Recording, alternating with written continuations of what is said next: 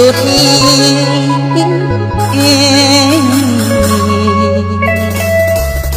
เจ็บจากพี่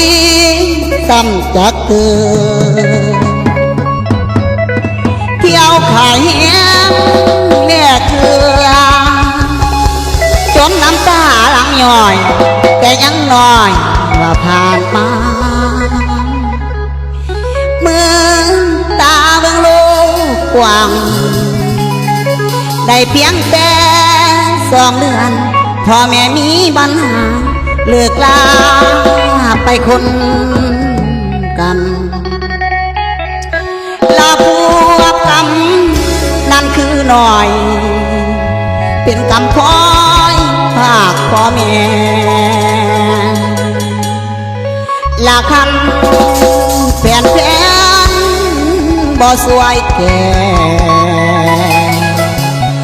คงสิตายคันบอกคนมีหวังอ่อนว่าคืนวาง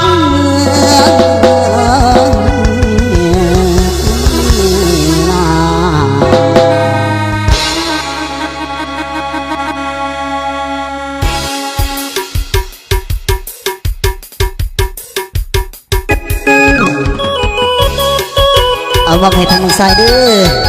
แล้วก็เมื่อกี้บอสเฮาว่าสั่นนะสายปีกแล้วก็มอบให้ทั้งนางของสิงห์เฮาสงสัยว่าสั่น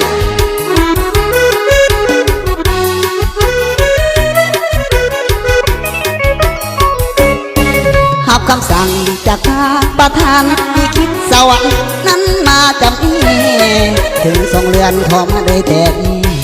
คนที่แบกความหักคือเฮากินเขา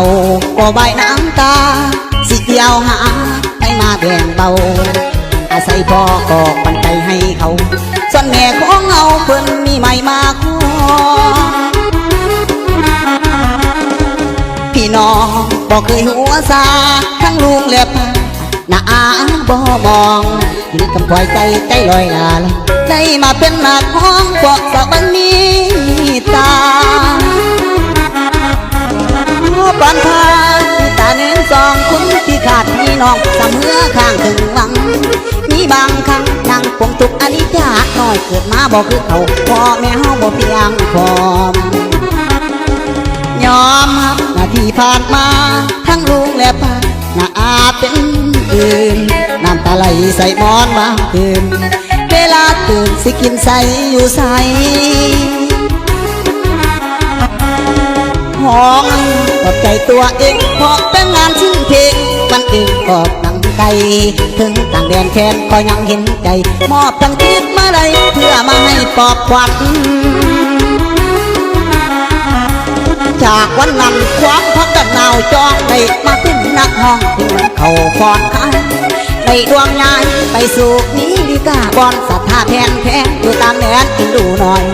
แม่เนินลอยไปจนสุดใส่ก็ยังเตรียมตัวอยู่โมลืมคำโมเจ้าที่จำเอาใส่สมองเป็นนักห้องต้องหวังพึ่งแทนพูดเตรียมใจตามความจริงอย่าเบื่อฟัง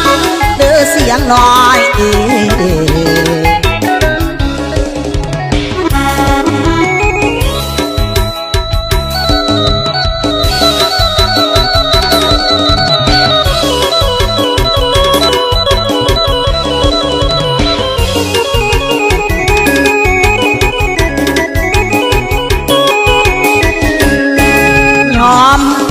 ผ่านมา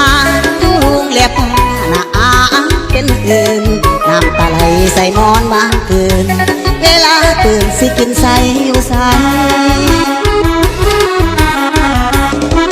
ห้องให้ปลอบใจตัวเองเพราะเป็นงานชิ้นเพลงมันเองก็ยังไกลถึงต่างแดนแค้นก็ยังเห็นใจมอบทั้งทิพย์มาได้เพื่อมาให้ปลอบขวัญหากวันนั้นความพักกันหนาวจองได้มาเป็นนักห้องที่ทั้งเขาปอนทั้งในดวงยายไปสู่นี้ข้าบอนศรัทธาแพงอยู่ต่างแดนที่หนูหน่อยแม่เลิศน้อยไปถึงสุดไฟยังเตรียมตัวอยู่บ่ลืมคำโมเจ้าที่จำเขาใส่สมองเป็นนักห้องต้องบังเพิ่ง ความจริงอย่าเบื่อฟังเจอเสียงน้อย